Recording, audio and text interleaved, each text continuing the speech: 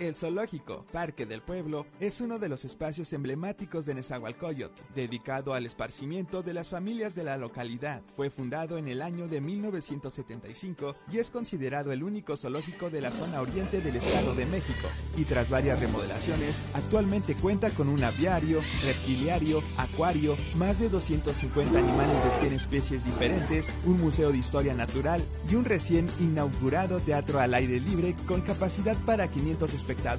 Este parque es considerado también uno de los principales pulmones de la ciudad y recibe cerca de 15,000 visitas cada fin de semana. El Parque del Pueblo se ubica en la calle Glorieta de Colón, número 391, en la colonia Vicente Villada. Visítalo con tu familia.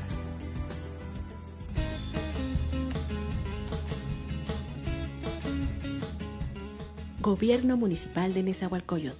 Mujer es.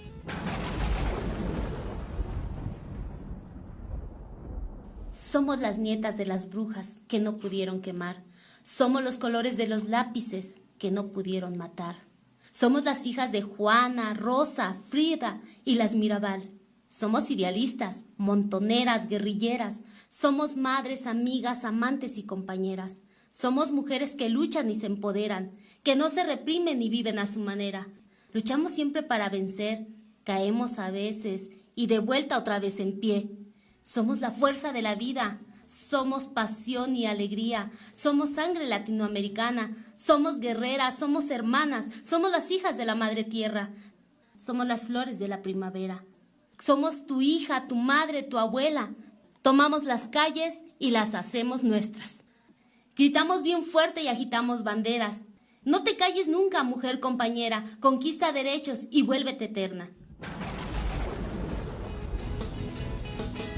Mujeres. Gobierno Municipal de Nezahualcóyotl. Estás escuchando Radio Nesa. Estás escuchando Radio Nesa, la radio de todos. Comunícate con nosotros y visita nuestro portal radio.nesa.gov.mx.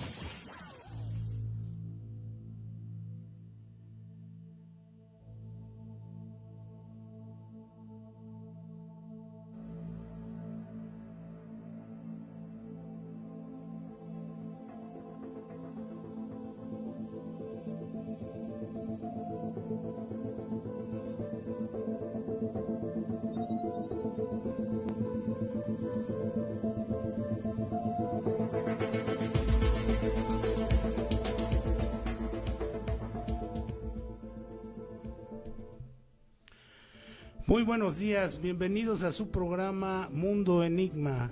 Esta mañana estamos aquí de plácemes, de manteles largos, porque bueno, pues está con nosotros nuestro amigo, compañero y coordinador de esta barra matutina, Tony Sánchez, que es también, digamos que un peso completo en las cuestiones filosóficas. Hoy vamos a hablar sobre los mitos verdaderos, todas aquellas digamos que cuestiones que el hombre ha inventado para exaltando las virtudes, las cualidades de los demás seres, de los seres vivos o de los seres humanos, cualquiera que éstas sean, para dar a entender algo, para dejarnos algún mensaje a través del tiempo que sea decodificable y que nos pueda servir para mejorar nuestra existencia.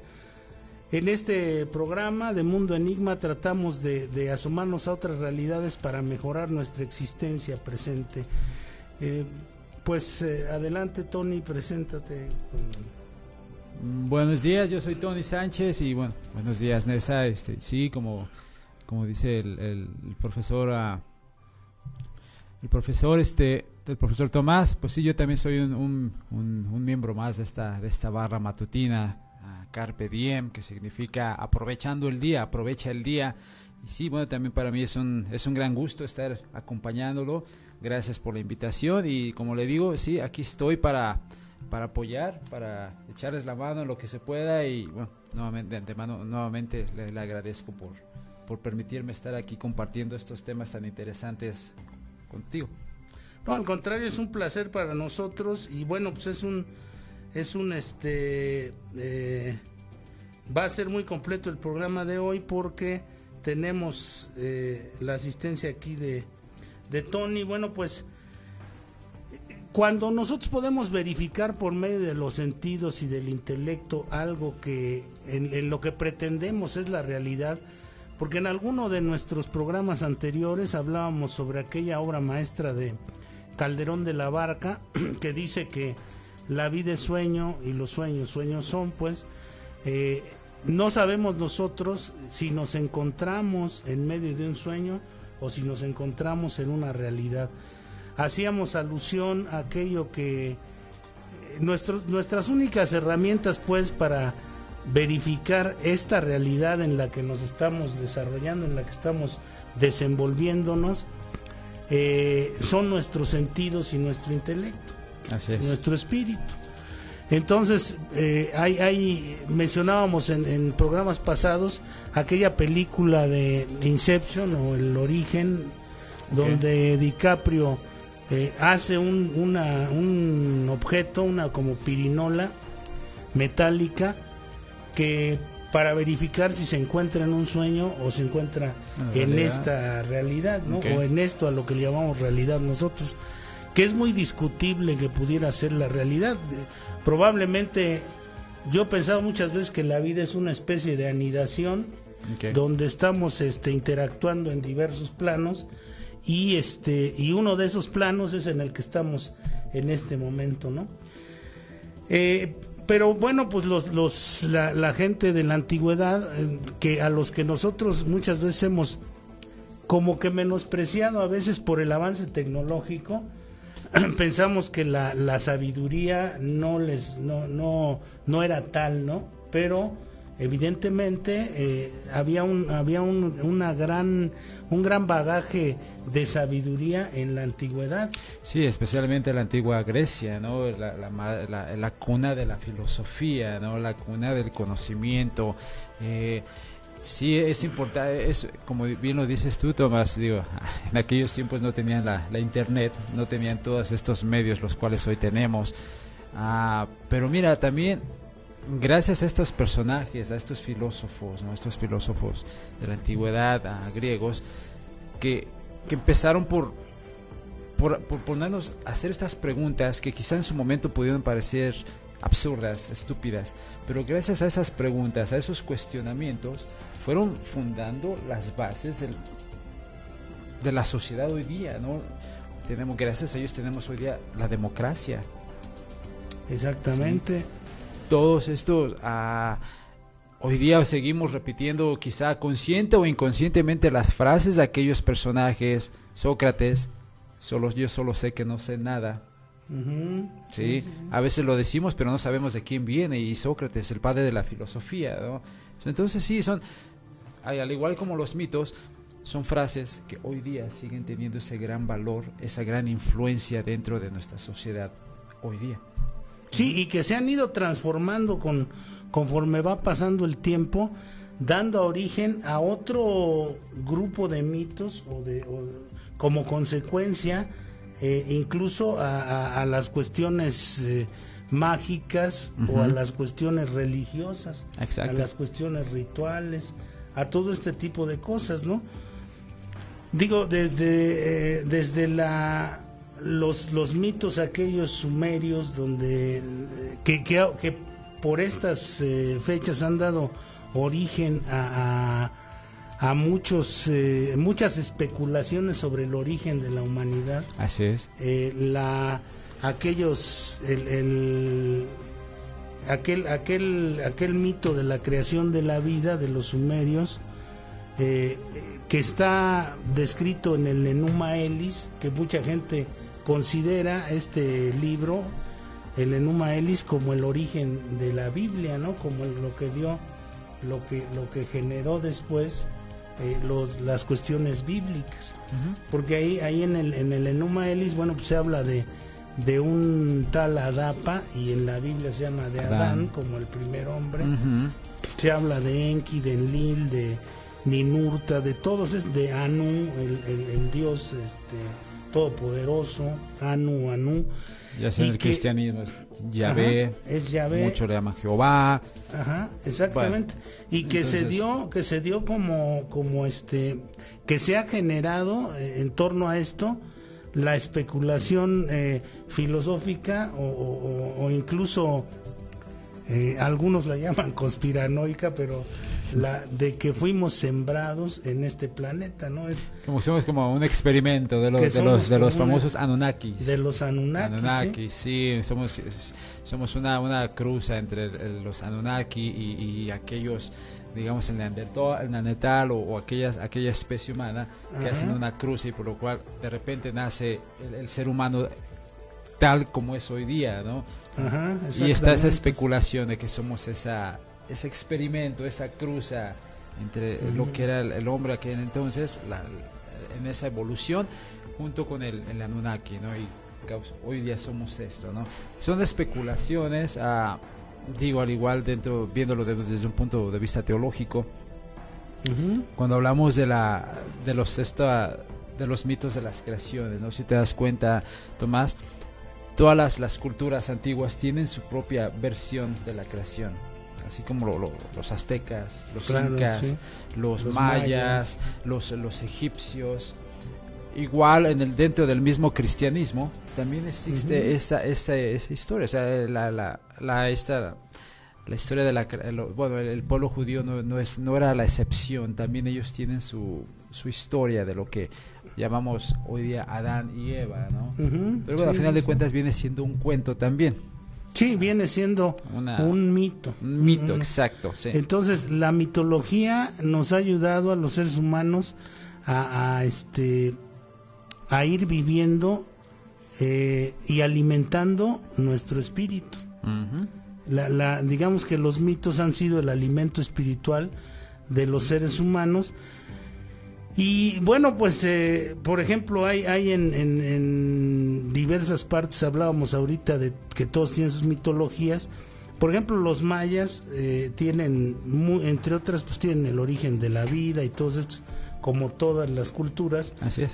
Y tienen, por ejemplo, esto de los aluches, que son una especie de criaturas pequeñas hechas de barro, como fíjate cómo el barro es algo también muy característico en todas estas, en todas las los mitos, sí, en el creacionismo, de la ¿no? creación, ¿no? Igual nosotros dicen el mito dentro del cristianismo, del judaísmo, que fuimos creados de barro. Ajá. También que si no me equivoco, también el dios Amun-Ra, el dios de los egipcios también, que era el hombre de barro también. Sí, todas estas cosas son cuestiones que encierran un gran misterio. ¿Por qué de barro? ¿Por qué del cieno primordial? ¿No? ¿Por qué de estas cuestiones? Los incas y la Pachamama, la madre tierra, ¿no? También todos somos creación de la tierra también. Sí, cómo han surgido todas estas cosas de la madre tierra. Entonces, uh-huh, estos pequeños seres recibían ofrendas y oraciones para hacerlos cobrar vida, como si el ser humano fuera un co-creador, ¿no? O un aprendiz de creador, y entonces creara sus propios elementales. En otras tradiciones, por ejemplo, en lo que se le llama la teosofía, ahí existe una gran gama de elementales, las ondinas, los elfos, todos estos personajes. Aquí también teníamos nuestros elementales. Vamos a un corte y regresamos al segundo bloque de nuestro programa. Los esperamos. Estás escuchando Radio Mesa. www.radionesa.gov.mx. Visita nuestro portal y conoce nuestra programación. Entérate de eventos, conciertos, lugares y disfruta de promociones, regalos y mucho más. Conéctate y escucha Radio Nesa. www.radio.nesa.gov.mx. La radio de todos.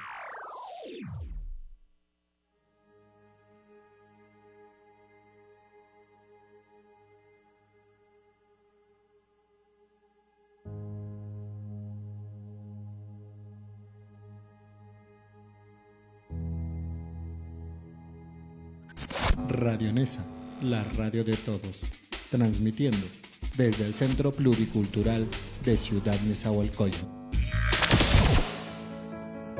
El Palacio Municipal de Nezahualcóyotl fue por mucho tiempo el primer edificio construido con ladrillos y cemento en varios kilómetros a la redonda. Era muy humilde y de apenas un piso. Entró en operación el 1 de enero de 1964, con Jorge Sáenz como primer edil de la localidad. Cuando la ciudad comenzó a modernizarse, el ayuntamiento también, y se utilizaba sobre todo para promover obras públicas que se realizaban o se realizarían a futuro.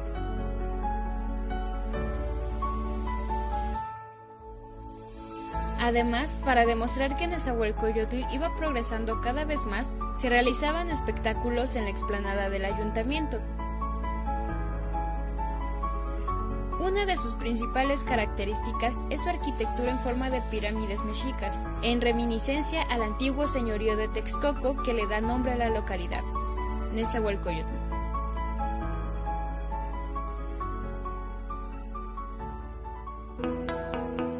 De seguro en algún momento escuchaste hablar de Zaragoza, como la avenida o el personaje histórico que aparecía en el billete de 500 pesos. Pero ¿qué hizo este hombre como para darle su nombre a ciudades, avenidas o aparecer en billetes de alta denominación? Ignacio Zaragoza fue un militar mexicano de ideas progresistas y su mayor triunfo fue la victoria épica obtenida en la Batalla de Puebla. Este conflicto armado ocurrió cuando Benito Juárez suspendió el pago de la deuda externa con las potencias europeas para poder reconstruir el país, y aunque Inglaterra y España lo aceptaron tras un diálogo, Francia invadió el territorio mexicano. Ante una guerra inminente contra uno de los mejores ejércitos de la época, Juárez se preparó y creó el Ejército de Oriente comandado por Ignacio Zaragoza para evitar que los franceses se apoderaran de la Ciudad de México. Fue gracias a sus estrategias que el 5 de mayo de 1862 los mexicanos lograron repeler al enemigo en 3 ocasiones, con un saldo de 500 bajas francesas contra apenas 100 mexicanos caídos en batalla. Por desgracia, Zaragoza falleció de una repentina fiebre tifoidea con apenas 33 años de edad el mes de septiembre,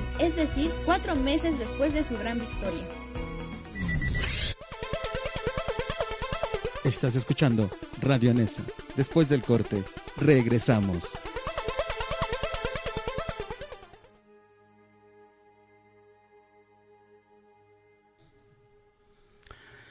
Pues aquí estamos de regreso en su programa que se está poniendo muy interesante respecto a los mitos verdaderos. ¿Por qué decimos que mitos verdaderos? Porque estos mitos se han cristalizado en el espíritu humano y nos han dado el impulso y la capacidad para poder ir progresando en todos los terrenos de nuestro quehacer sobre este mundo. Han sido elementos que nos han dado impulso y dirección, que nos han dado inspiración, que nos han dado facultad para poder desarrollar diversos talentos, aunque hay también quienes piensan, mencionaba yo a la teosofía hace un momento, y todos estos elementales de los que se habla, y hablábamos también de los aluches, que son una especie de elementales creados por los seres humanos según los mitos mayas. Entonces, bueno, pues nos han dado todas estas herramientas. Yo me atrevería a llamar a los mitos herramientas espirituales porque tienen una misión de ayudar a que el espíritu humano se supere.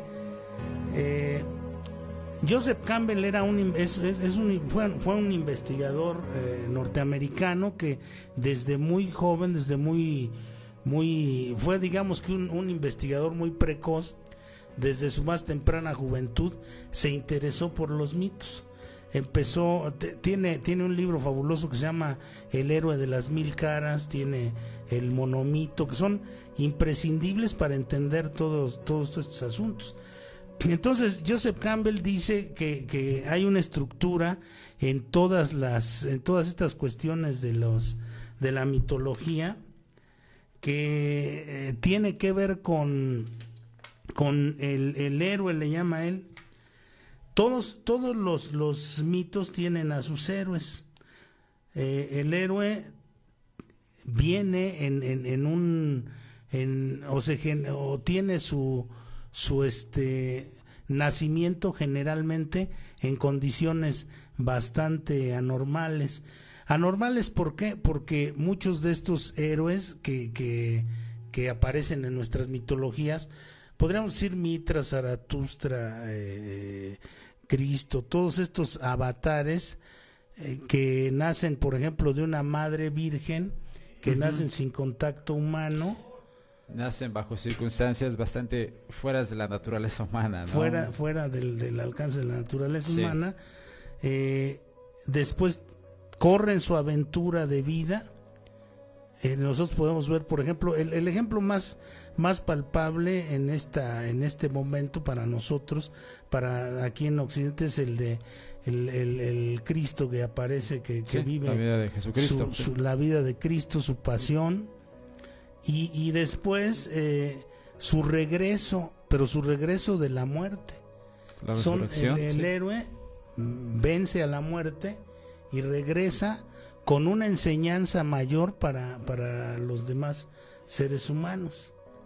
O por ejemplo aquel mito también bíblico de quien se mete en una ballena, aquel famoso Jonás, sí. Que la ballena es como un símil del vientre femenino. Está dentro de la ballena, de repente es expulsado de la ballena y regresa y les da una enorme enseñanza a la gente que lo rodea. Sí. O el mismo Moisés, por ejemplo, que sube al monte Sinaí. Que está 40 días ahí. Ahí está 40 días. ¿Por qué 40 días? Si te fijas, no sé, ¿no? Lo que yo lo pensé y tú lo acabas de decir, Tomás. Sí, es la gran esta curiosidad, ¿no? Los 40 días que está Jesús en el desierto, los 40 días que está Moisés en el Sinaí, los 40 días que pasa Jonás dentro del vientre de esta ballena, sí. Los 40 días que Jesucristo, después de haber resucitado, está con sus discípulos antes de su ascensión. El número 40 tiene un misticismo, una simbolidad, un simbolismo. Sí, es bastante interesante, ¿no? Sí, dentro de los mitos y todos también aparecen los rasgos numerológicos, aparece la numerología, como por ejemplo esto de la creación en 7 días, ¿no? Parece como un acto de magia donde fuera un gran mago, el Dios, y dijera que se haga el mundo, y se hizo. Y entonces se hace el mundo, pero se va haciendo en 7 días. El 7 es un número, digamos que de orden, porque son 7 días de la semana en los que se crea el mundo, son 7 notas en una escala musical. La siguiente escala serían los 7 días de la semana, los 7 grupos de elementos químicos en la tabla periódica de elementos. O sea, todas estos números que aparecen, como el 40, el 7, el 3, el 9, que son números que aparecen en los textos mitológicos, encierran también un enorme misterio. Bueno, pues uno de los grandes, la cábala de los judíos está basada también en gran parte en la numerología, ¿no? Todas estas cosas, cómo decíamos, el espíritu humano ha ido dando, ha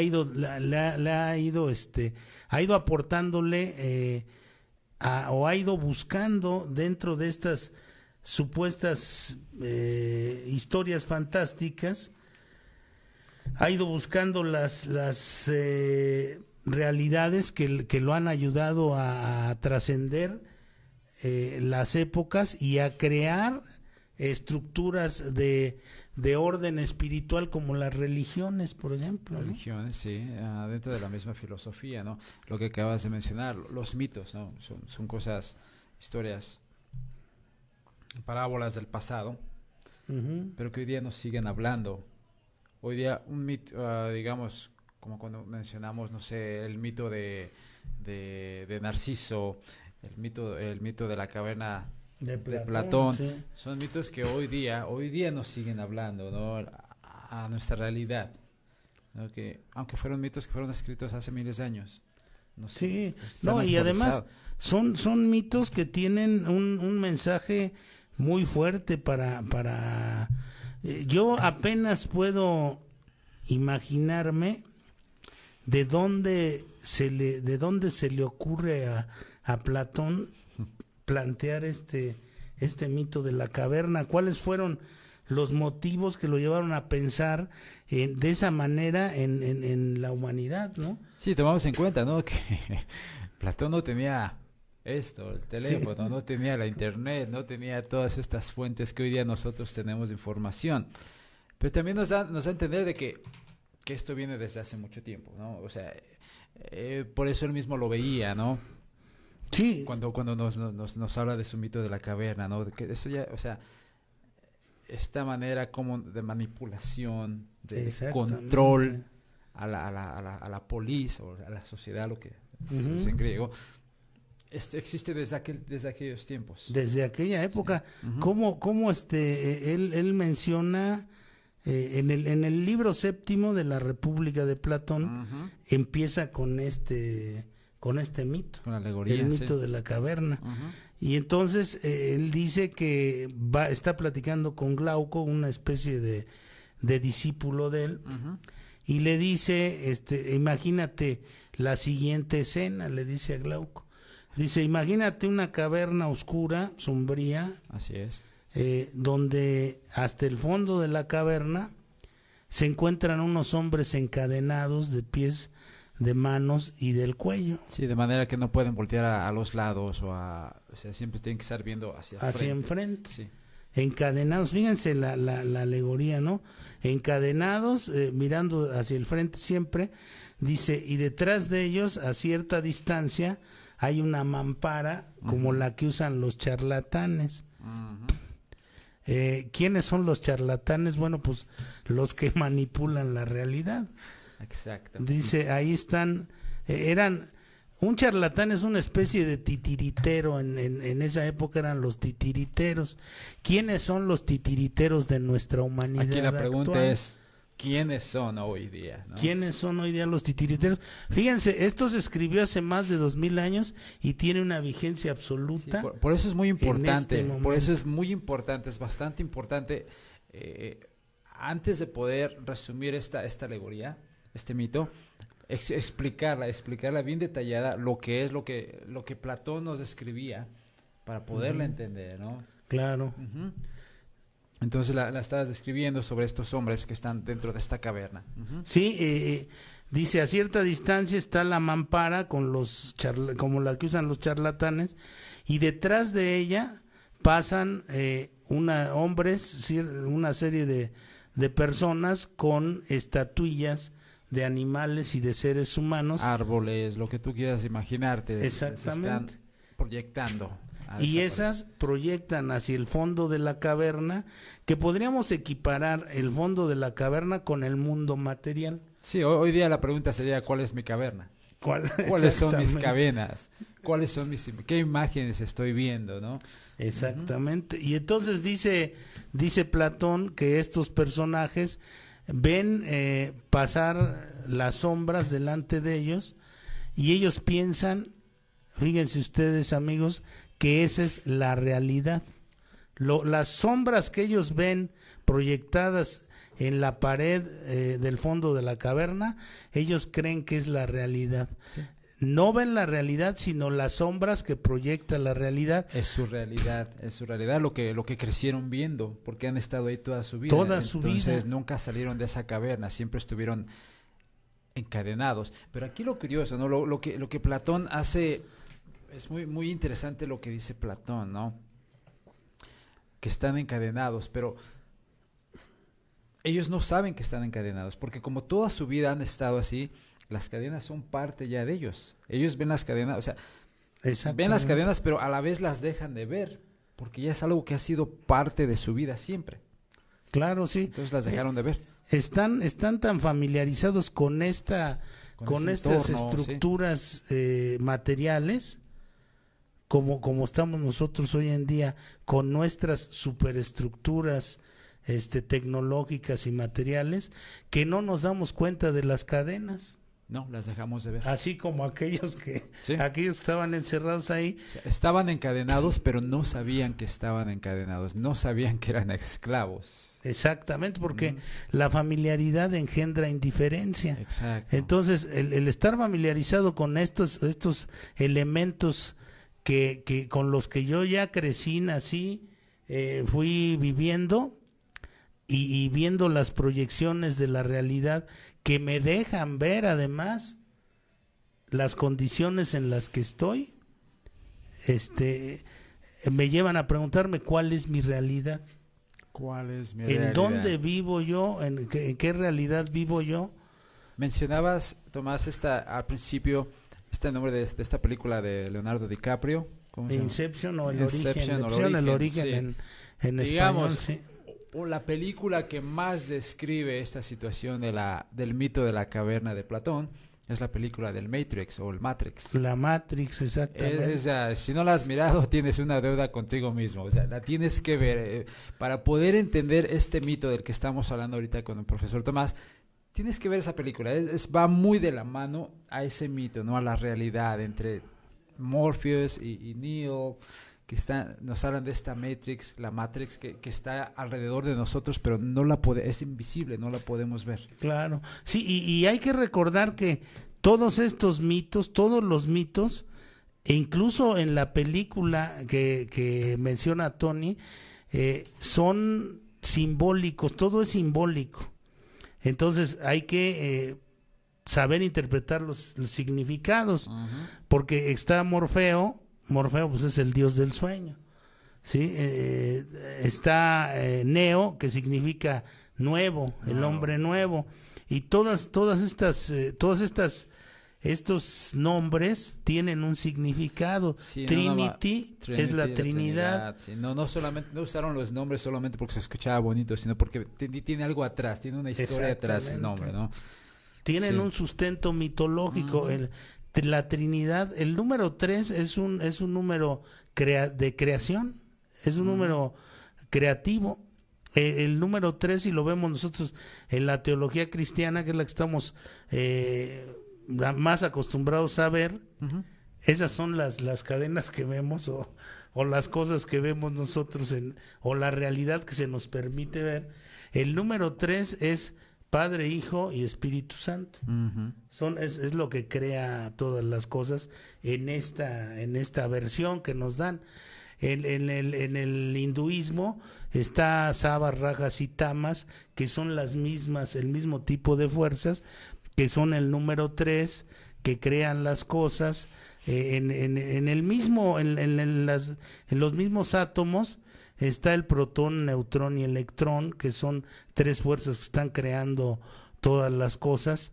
Están la fuerza activa, la pasiva, la neutralizadora, que son también elementos de energía o de fuerza que crean todas las cosas. Entonces, por eso esta mujer se llama Trinity ahí en la película, por el 3.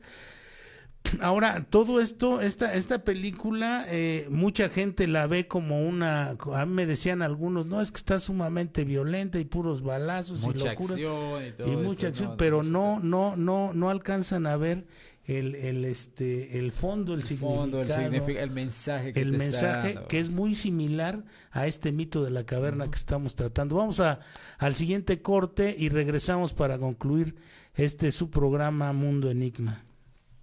Yo, el himno del graffiti,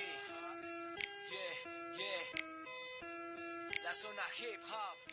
En Nezahualcóyotl, desde hace años, existe una cultura muy arraigada en los jóvenes de la localidad para apoderarse de los muros.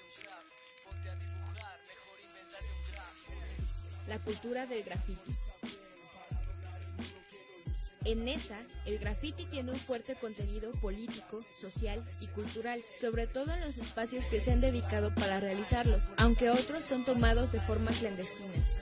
A pesar de que la práctica no nació en Nezahualcóyotl, tuvo su apogeo con el nacimiento de los chavos banda, lo que llevó a que se convirtiera en un referente del oriente de la zona metropolitana. Debido a su importancia, el gobierno municipal convocó a los colectivos de grafiteros en Nezahualcóyotl para pintar murales en las paredes de las pirámides del ayuntamiento. Cabe destacar que en la localidad se realizó el Festival Internacional del Graffiti Meeting of Styles en 2012, mismo que se había realizado antes en Francia, Rusia, China, Alemania, Estados Unidos y Argentina. Haces mi pueblo como ninguno, Nesa número uno.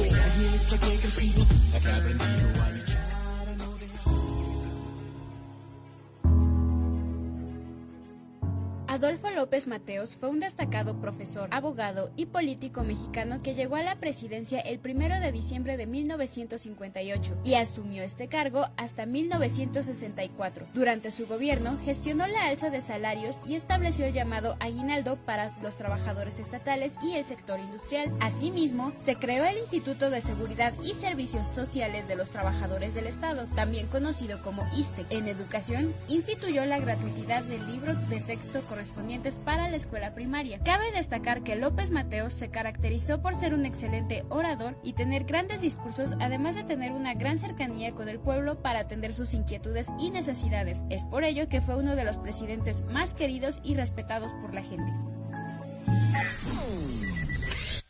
Estás en Radio Nesa, la radio oficial del gobierno municipal. Estás en Radio Nesa, la radio oficial del gobierno municipal. Estás en Radio Nesa, la radio oficial del gobierno municipal de Ciudad Nezahualcóyotl.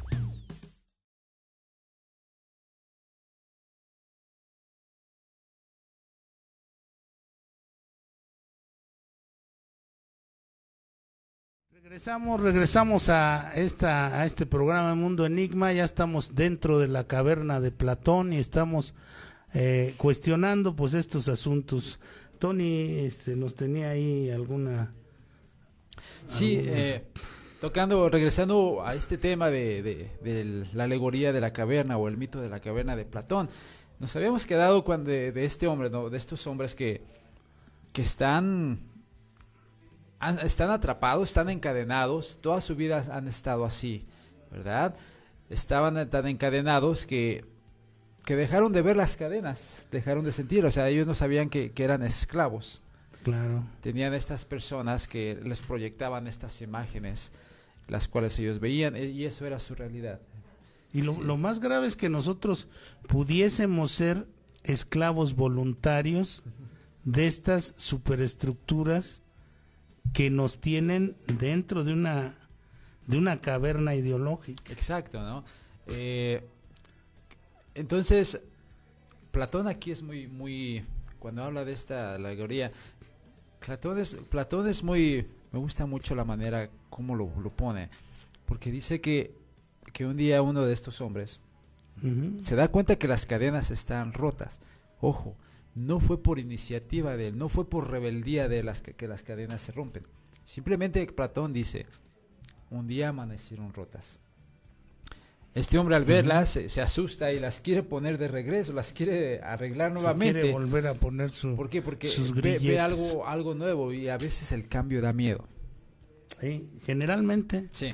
Entonces, ¿qué es lo que hace? Este hombre se levanta y sale de la caverna, va viendo la luz, se va dirigiendo hacia ella hasta que sale de la caverna. Y es la primera vez que esas figuras de caballos que le mostraban, por primera vez ve correr un caballo, por primera vez ve los árboles, por primera vez ve esas montañas, por primera vez empieza a ver todas aquellas imágenes que le eran proyectadas por detrás. Entonces aquí este hombre entra en ese conflicto, ¿no? En ese dilema. ¿Qué hago? Platón decía que todo gran líder siente esa responsabilidad social. Claro. Y nada más déjame hacer un apunte rápido. Cuando este hombre va saliendo a la luz del fondo de la boca de la caverna, siente cómo la luz le lastima los ojos. Porque la realidad lastima. La realidad lastima muchas veces. Puede lastimar. Entonces, en esos momentos aparece la lucha que decía Tony entre salgo o me regreso Regreso con mis compañeros. al mundo de la oscuridad, donde estaba. Dice Platón algo muy hermoso ahí, dice, los ojos del alma se acostumbran lo mismo a la oscuridad que a la luz. Fíjate qué frase tan hermosa, ¿no? Sí, y tan fuerte. Y tan fuerte, ¿no? Tan pesada, sí. profunda. Sí. Pero bueno, entonces este hombre decide regresar por sus compañeros. Ajá, sí, exactamente. Entonces cuando entra en ese diálogo interior, dice, Zafé. Y regresa por sus amigos y les platica. Vamos, es como si yo ahorita llego, Tomás, y te digo, te veo que estás ya en la última mordida del sándwich y yo te digo, Tomás, ¿sabías que eso no es comida? Tomás, ¿sabías que el dinero no tiene valor alguno? ¿Sabías que los afectos han sido institucionalizados, que no significan nada? Que el amor es una estafa, como dijo ¿Sí? William James. Entonces, ¿qué me dirías si yo te dijera eso ahorita? Estás loco, ¿no? Vete de aquí, estás ¿qué loco. ¿Fumaste o qué? Sí, o sea, si no la controlas, no la consumas, ¿no? Básicamente así es lo que pasa con este hombre al ir con sus compañeros y les dice, esto no es la realidad. Claro. Hay otra realidad. ¿Qué creen que hacen sus amigos? Qué tremendo golpe para él y para los otros, ¿no? Sí. Y aquí la respuesta de los amigos, ¿no? Es lo que le decían a los filósofos en los tiempos antiguos. Eres un idiota. Estás loco, ¿no?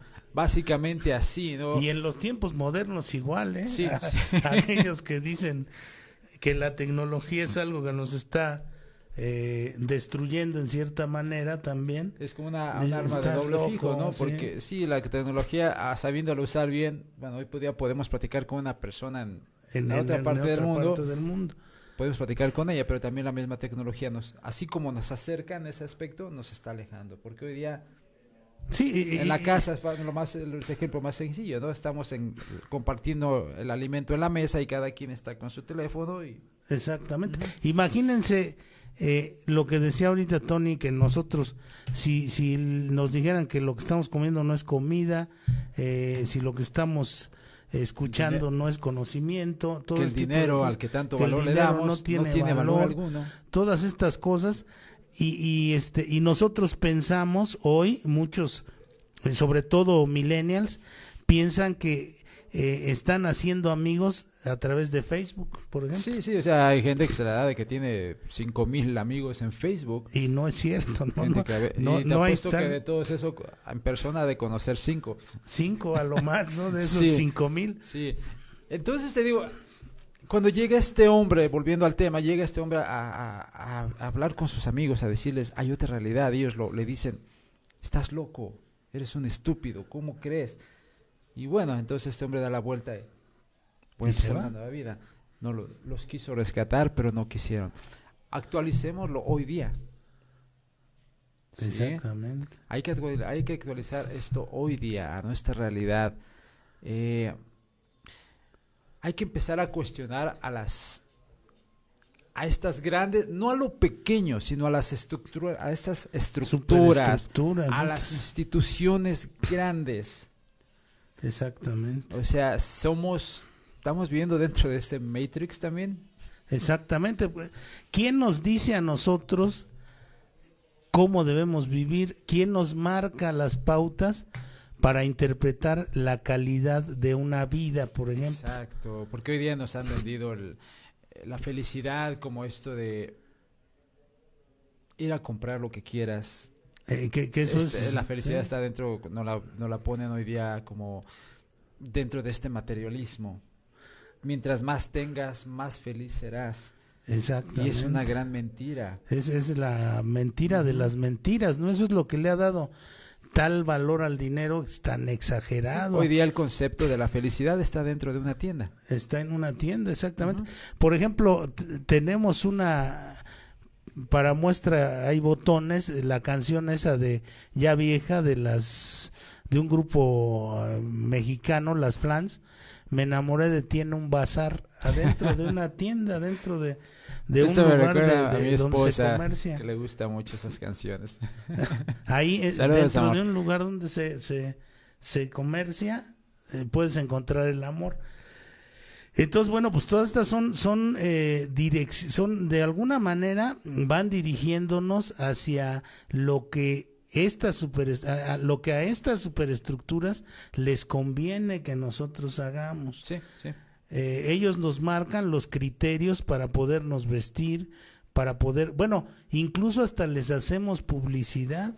Sí, o sea, vivimos dentro somos esclavos voluntarios. Somos esclavos en cautiverio. ¿Sí? Sí, y entonces ahí es lo que digo, o sea, ¿qué tarea tan grande o qué misión tan difícil para la filosofía, para el filósofo? Porque de repente también nos encontramos varios Neils. Que tenemos, a veces de repente hay personas que tienen esta capacidad para ver lo que está más allá. Y tienen y sienten esa necesidad de abrir los ojos a los demás. Pero qué tarea tan difícil es cuando hablarle a las personas de un tema del cual no quieren escuchar, se rehúsan a escuchar y al contrario lo defienden a capa y espada. Así es.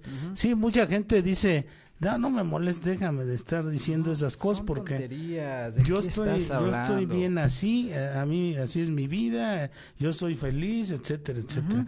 Hay también pasaron hace relativamente poco, vi una serie que se llamó ¿cómo se llama? Es de un maestro de filosofía, Merlí se llamó, ahí en Netflix, donde este cuate saca a sus alumnos un día, los lleva a un centro comercial con unas etiquetas que mandan a hacer, que dicen no incluye la felicidad, y entonces las van pegando en donde están anunciados los viajes, la ropa, todo eso. Ellos pegan las no incluye la etiquetas donde dice no incluye la felicidad, porque nosotros nos han convencido de que la felicidad nos han vendido la idea, nos han metido esa idea y la hemos comprado. Exactamente, que están en esas mecánicas de vida, en esos modelos de vida que nos han metido con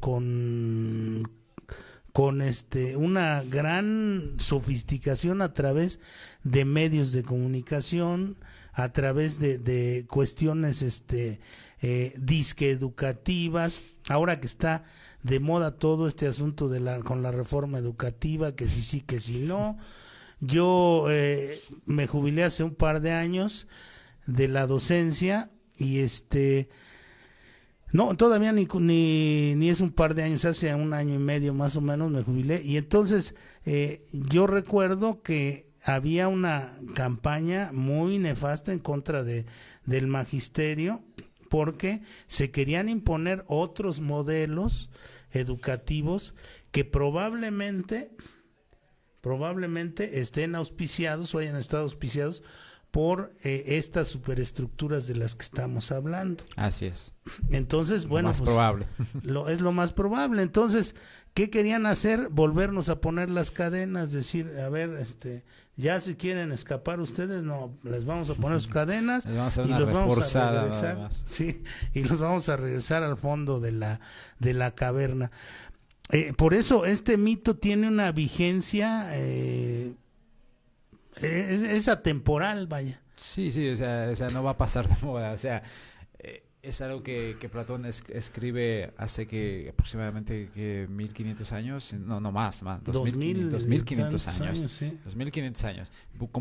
Como decíamos, él no tenía internet, no tenía teléfono, no tenía todas estas fuentes de información que hoy tenemos, ¿sí? ¿Cómo lo puede ver? ¿Cómo fue? También es algo que viene desde hace mucho tiempo.